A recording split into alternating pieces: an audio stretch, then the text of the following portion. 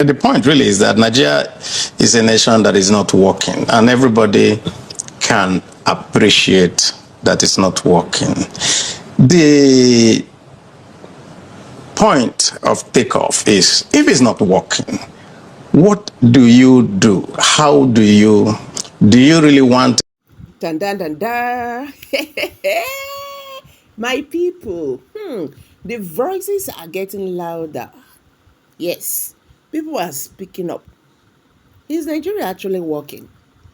Now the Northerners are saying it's not working.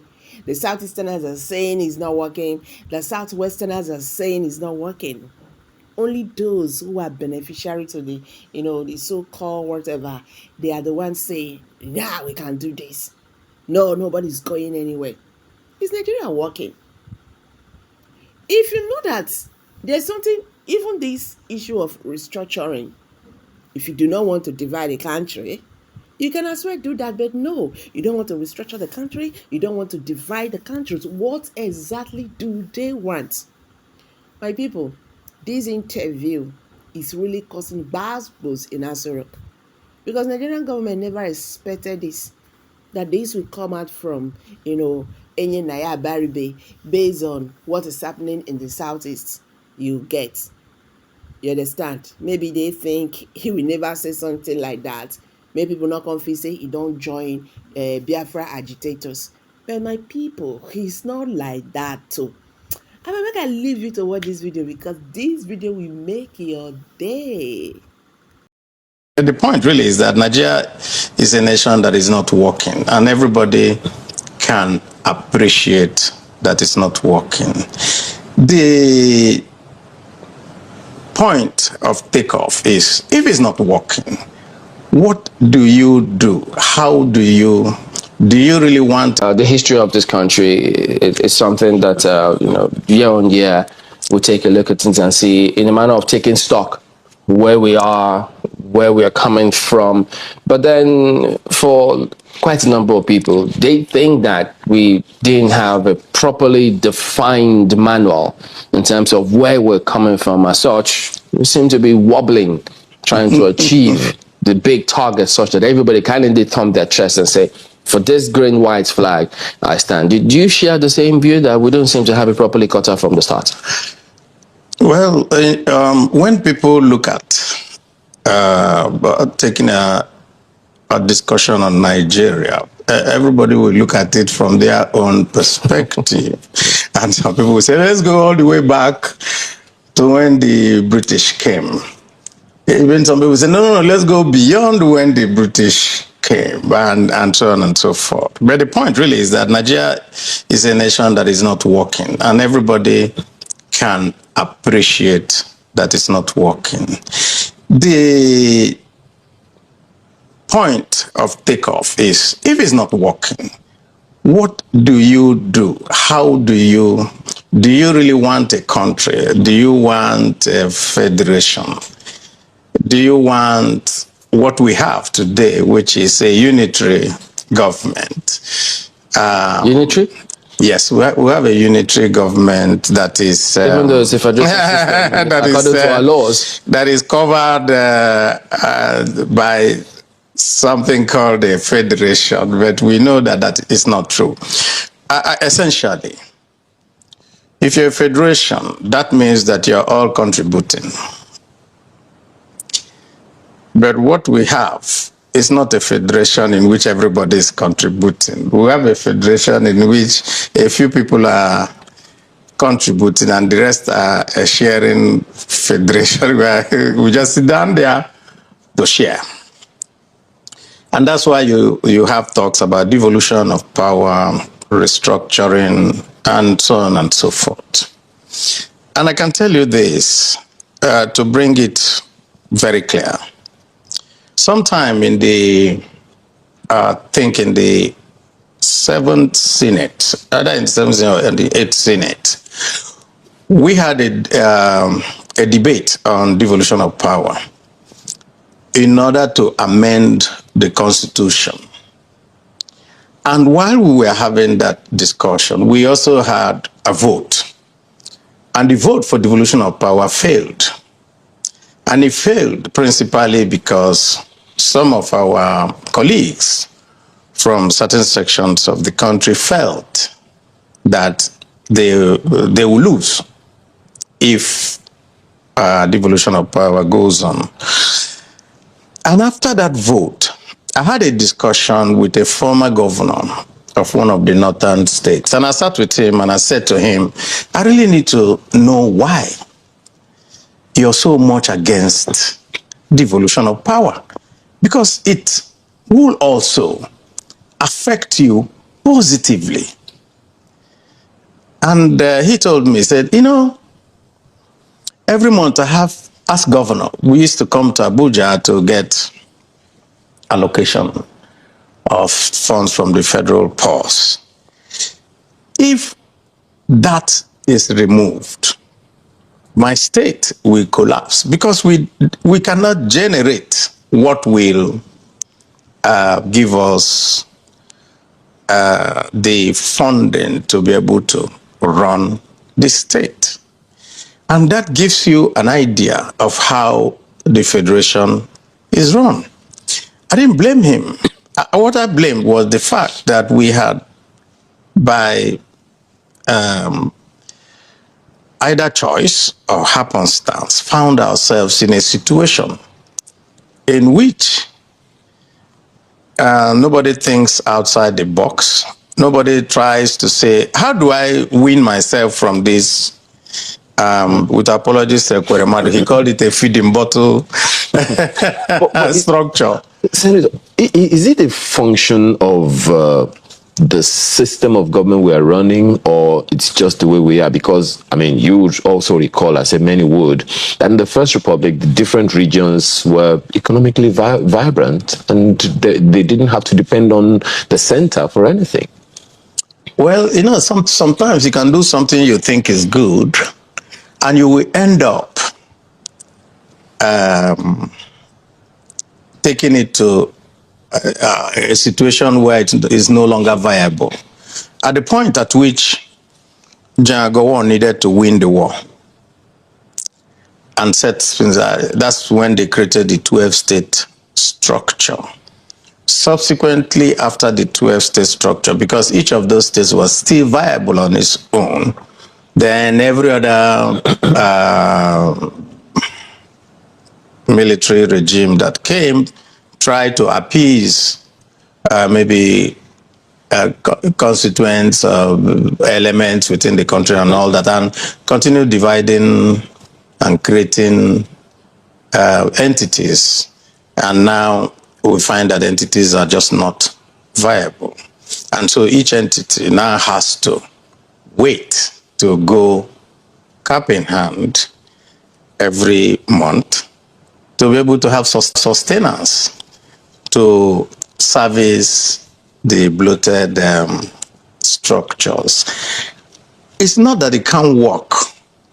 It is that when you get used, and that's why we use the simile of feeding bottle. When you get used to just living off something, then you are no longer motivated, let's just say, to work for yourself. And we can see this very clearly. Niger State in Nigeria is bigger than the whole of almost Western Europe, Niger State.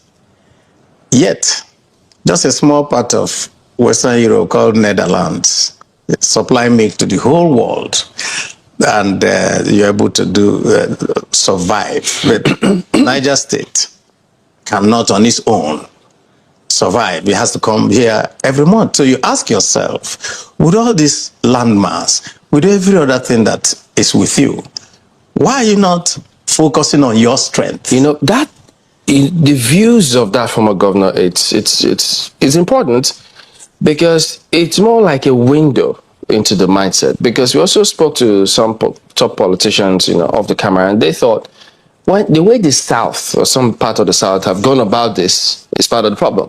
Because they feel if you stay in the South and you have meetings in one or two states or two cities, and you don't approach the North, because in politics you know about lobbying, you don't approach them and explain some of this in such that they can see the reasons, automatically people will shut it down.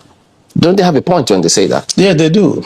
I was just giving you the reasons why you will find that efforts being made to change our way of life hits a brick wall.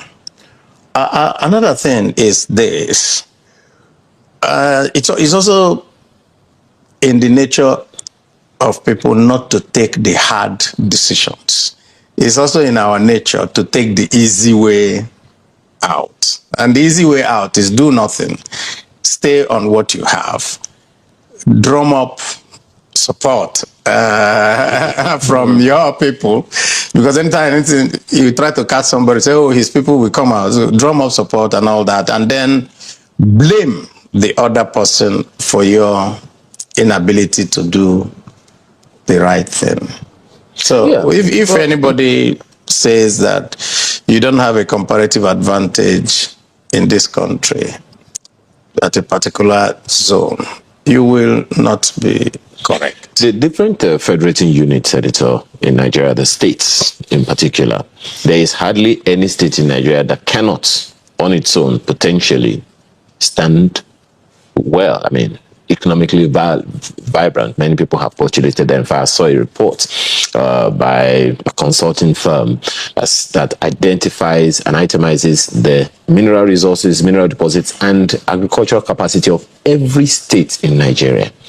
Is it that, if this is true, is it that the state governors are incompetent, or they are not looking in the right way, or there is some federal government, power that is holding them down?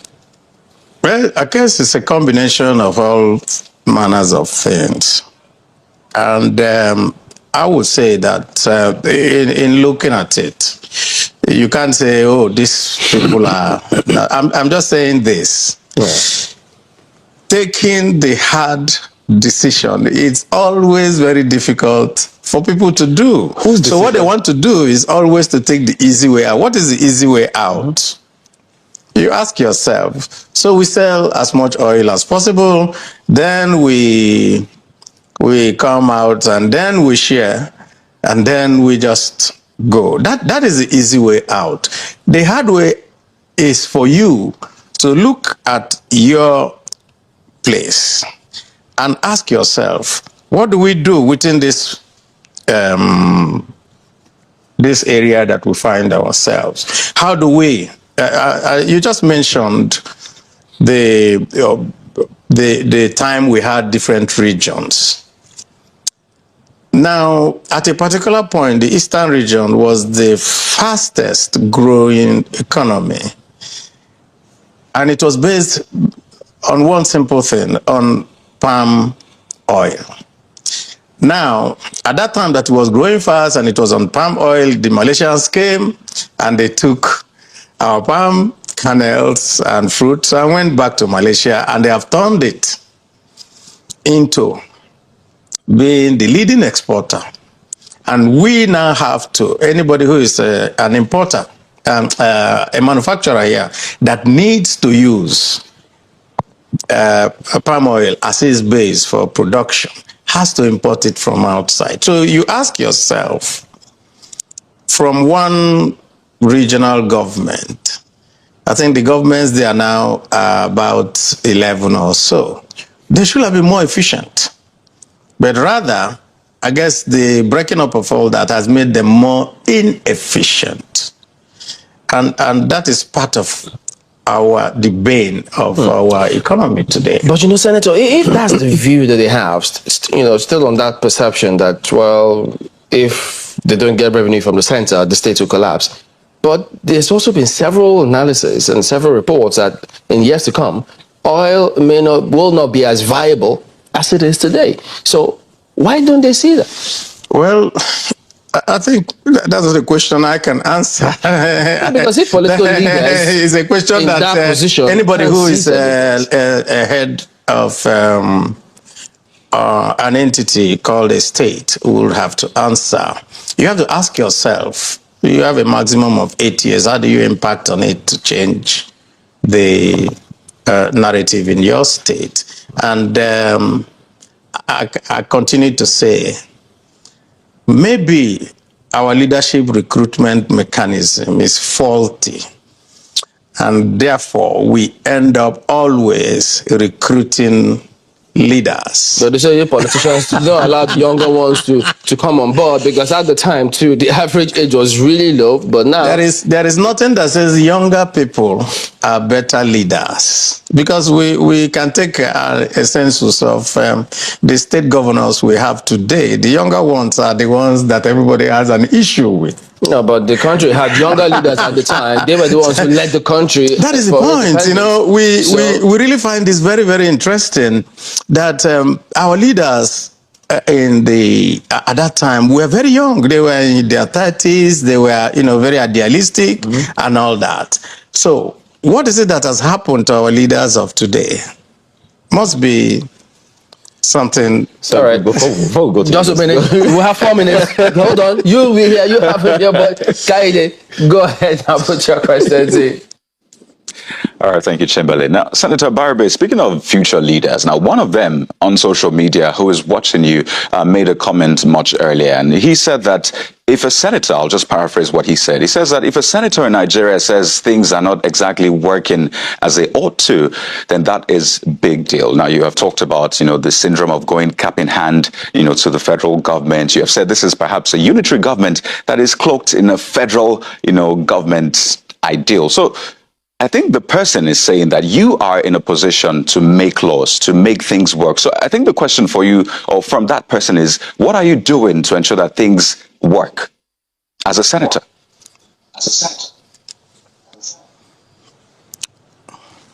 Yeah, my duty as a senator is that we make laws. We oversight the laws that are already made, and for where we make appropriation, we look into what they do. So when you're talking about the question of whether that is the question that comes to the heart of what I had said before, which has to do with devolution of power, and which some of our leaders all over the country today are saying that we must have a roundtable conference to talk about restructuring. And I will just give a very small illustration to show this. If there is an aspect of insecurity within your state as a governor, you will invite the commissioner of police. You will invite whatever military formation is within your state. You will invite the head of that. You invite the director officers. You can sit with them and you can say, okay, this is where I have this report and this is what you need to do. And then you must quickly go and arrest this situation. They will say yes. They will thank you, salute you, and walk away and go and send a signal to their headquarters in Abuja. And so the police commissioner sends a signal to his headquarters in Abuja. Then he waits for the man in Abuja to tell him to approve or not approve what to do. Meanwhile, time is going. Sometimes they may, if it's a governor that somebody in Abuja doesn't like, they will say, don't mind him, let him go ahead with all the problems he's having, and nothing gets done. And so you are in a federation in which a state governor is supposed to be the chief security officer without the ability to order the security agencies within his state to tackle menace.